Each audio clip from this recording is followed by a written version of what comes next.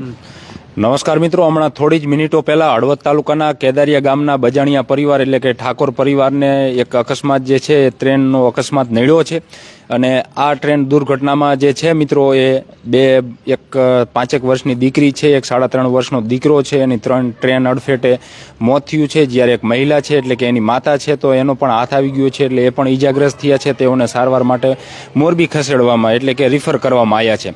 આ 5 વર્ષની જે ગોપી નામની દીકરી છે તેના મૃતદેહને અત્યારે હળવદ શહેરની સરકારી હોસ્પિટલ ખાતે લઈ આવવામાં આવ્યો છે. સાથે જ એક 3.5 વર્ષનો દીકરો છે તો તેના મૃતદેહને અત્યારે ઘટના સ્થળેથી હળવદ શહેરની સરકારી હોસ્પિટલ ખાતે લઈ આવવાની જે કંઈ તજવીજ છે તે હાથ ધરવામાં આવી છે. તેની સાથે રેલવે પોલીસને, હળવદ પોલીસને એ પણ ઘટના સ્થળે પહોંચી છે. બીજી મિત્રો થોડીક વાત એ પણ એક યાદ કરાવી દઈ કે આ હળવદ તાલુકાનું કેદારિયા ગામ છે. આ પરિવાર કેદારિયા ગામે જ રહેતો હતો.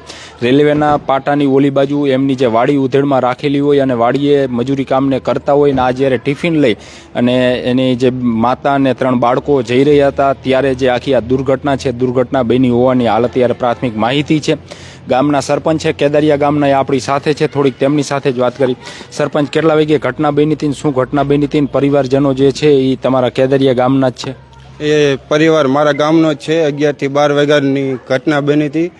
આ પરિવાર ખેતરે ભાત લઈને જતા હતા, ઉધડ ઉપર વાડી રાખી હતી. એની મંગુબેન દશરથભાઈ બજાણિયા, એ મહિલા છે મંગુબેન દશરથભાઈ બજાણિયા. હા, એ 2 બાળકો આગળ હતા. એ બાળકો આગળ હતા. પછી બચાવવા ગયા ને તો એમનો એક હાથ આવી ગયો ને 2 બાળકો તો ઓફ થઈ ગયા.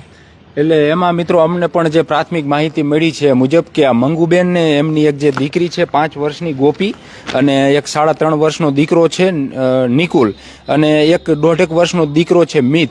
એટલે આ મિત જે છે એ એમને તેડેલો હતો મંગુબેને. અને આ જે ગોપી અને નિકુલ જ્યારે 109 નંબરનું કેદરિયા પાસે જે નાલું છે ત્યાં આગળ રેલવે જે પાટો છે એ ઓળંગી રહ્યા હતા ત્યારે ગોપી અને નિકુલ જે છે એ પાટો ઓળંગી રહ્યા હતા અને જે મંગુબેન છે એમનો એક દીકરો છે 1.5 વર્ષનો, એને ત્યાં આગળ પાટાની સાઈડમાં મૂકી અને ટ્રેન આવતી હોય માળિયા બાજુથી માલગાડી આવતી હોય એવું મંગુબેનના ધ્યાને આવ્યું. એટલે તે તાત્કાલિક જે ગોપી અને નિકુલ જે છે એ પાટો ઓળંગી રહ્યા હતા એટલે એને પરત લેવા માટે દોડ્યા.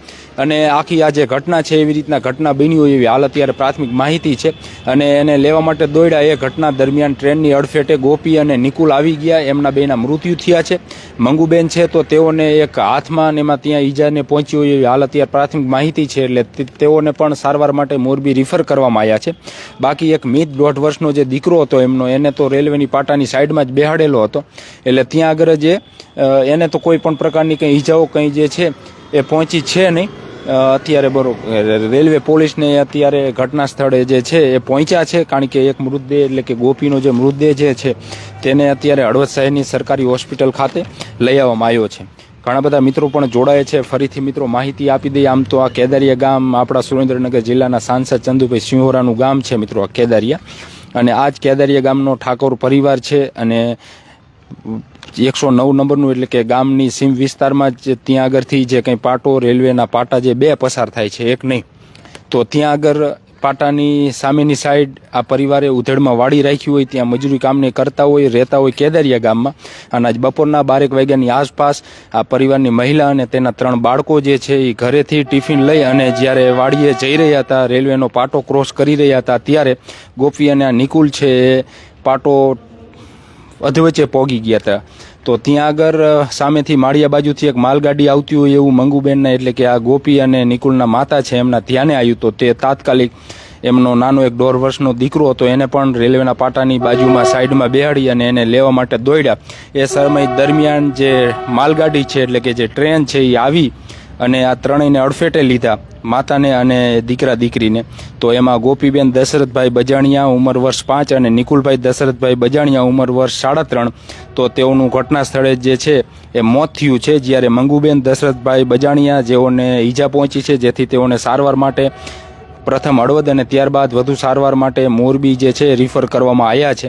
હાલ અત્યારે આ માહિતી છે. ઘટના સ્થળે હળવદ પોલીસ અને રેલવે પોલીસ પણ જે છે એ પણ પહોંચી છે. આગળની જે કંઈ કાર્યવાહી છે, આગળની જે કંઈ તપાસ છે એ તપાસ કરી રહ્યા છે. એટલે ખાસ મિત્રો અમે પણ એક લોકોને અપીલ કરીએ છીએ કે જે રેલવેના પાટાની આજુબાજુમાં જે ગામડાઓ જે આવેલા છે, જ્યાં આગળ લોકો રહે છે, તો હવે પહેલાં એક જ પટ્ટી એટલે કે એક જ જે પાટો હતો હવે ડબલ થઈ ગયા છે.